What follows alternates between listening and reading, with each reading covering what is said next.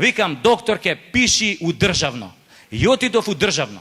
Само која искочив од кај неа си реков, добро бе, ако државново е боле, зашо она од државно отиде у приватно? Не се. Влагам ја у државна лабораторија, тамо ред 40 души, ја застанав последен и у тој момент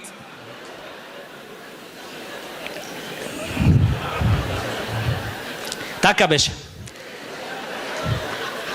И у тој момент, значи, чекам уред и гледам еден наш познат академик од 90 години, мислам сите го знаете, како искача од вецето, носи отворена епрувета у рука, пуна со мочка, а руката му се тресе кој што се тресе пенис у ладна вода. И иде академиков со мочкава, иде, доаѓа до шалтерот и вика на сестрата, моли сестло, кај да ја остава мочкава. А ја гледам у тоа епруветата мочка ни за лек. А академиков, као градски веджукели, ја обележал територијата од Кенефот до шалтерот.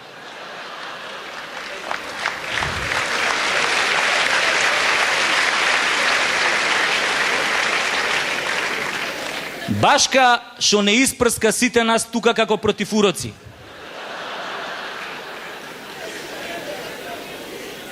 А како само ја напунил да си ебе векот.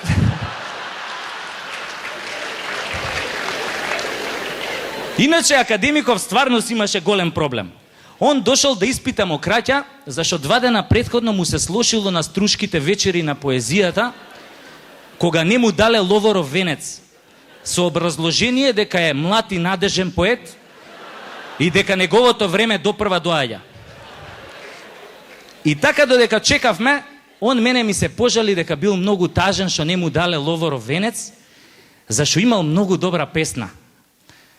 Песната имала наслов Планињето во Македонија.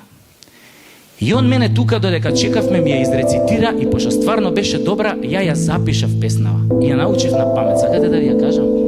Да? Океј. Значи,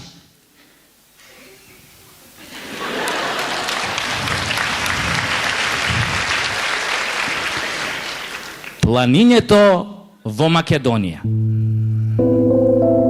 Јас сега ќе ставам рака вака у джеп, малце за да личам на Раде Шербеџија, за побрзо да ве шармирам.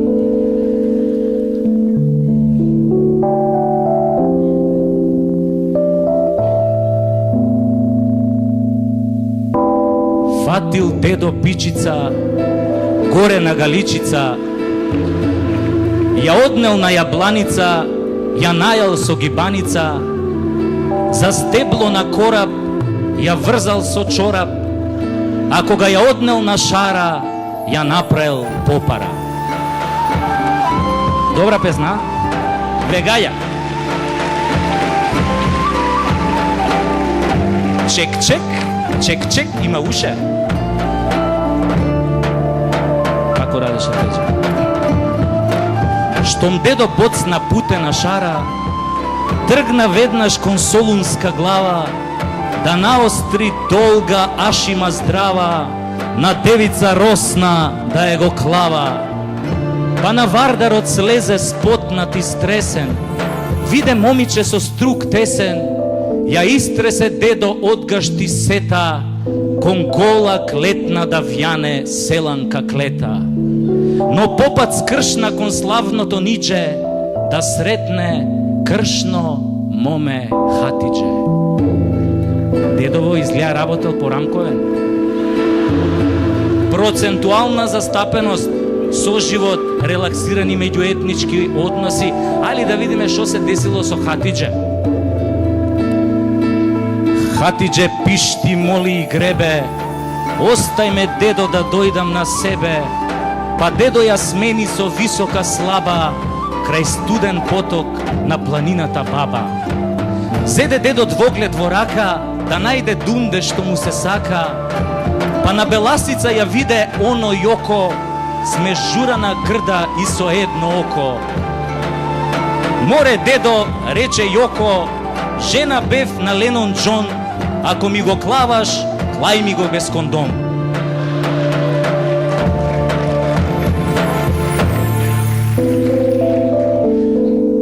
колиба стара, негде на бистра, клечи моме се моли на Христа, наврата дедо 3 пати тропна, таа го пушти, тој и го опна. Бискотници се слушна од Галичник до река, над Велестово стојна деда го чека, стојнеле, стојне, по тебе горам, слечи гашти за да те орам.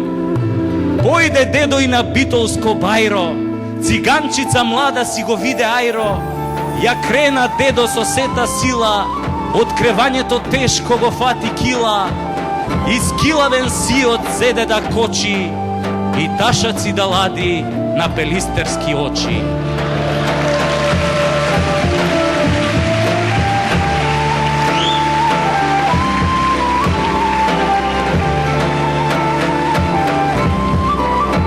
Јака песна, образовна, чиста географија.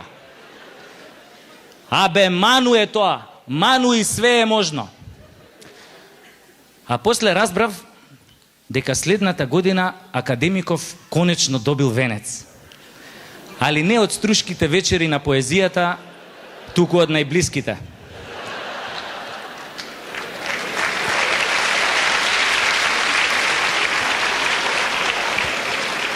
И така ја сега чекам на шалтер да се вратам на причава со тоа мокраќата, која пред мене една артифицијална плавуша дојде на тазе од Скопје, од некој свирипичин, од Долнодупен или може од Куратица, не ја прашав.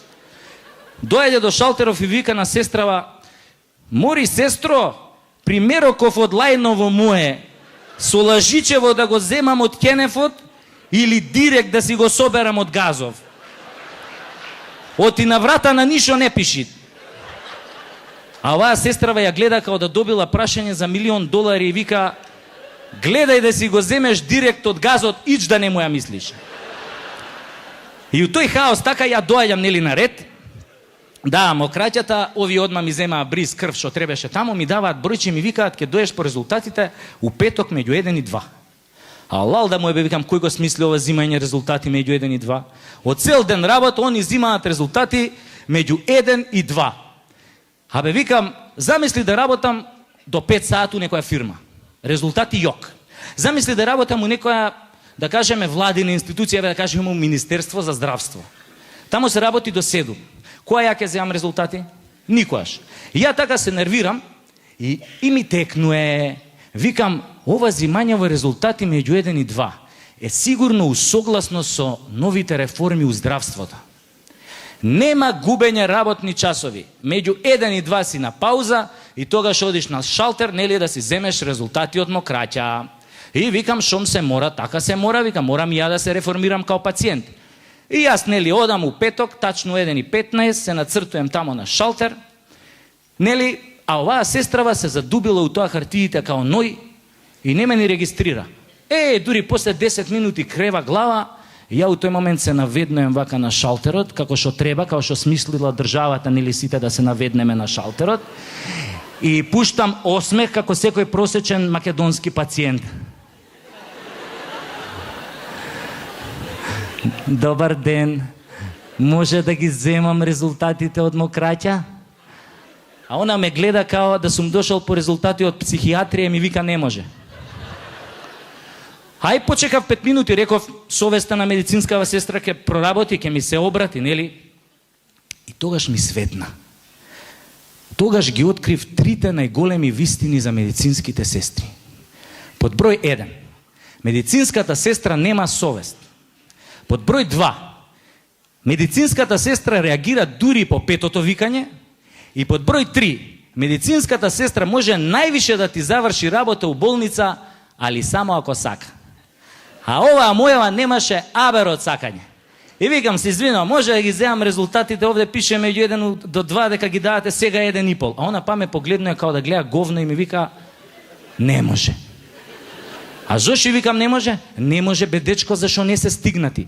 Добро, бе, викам, а која ќе стигнат? Види, бе дечко, па резултатите не се пици, па сега ќе ги ставиме да се печат, па ја ќе ти кажам ќе стигнат за 15 минути.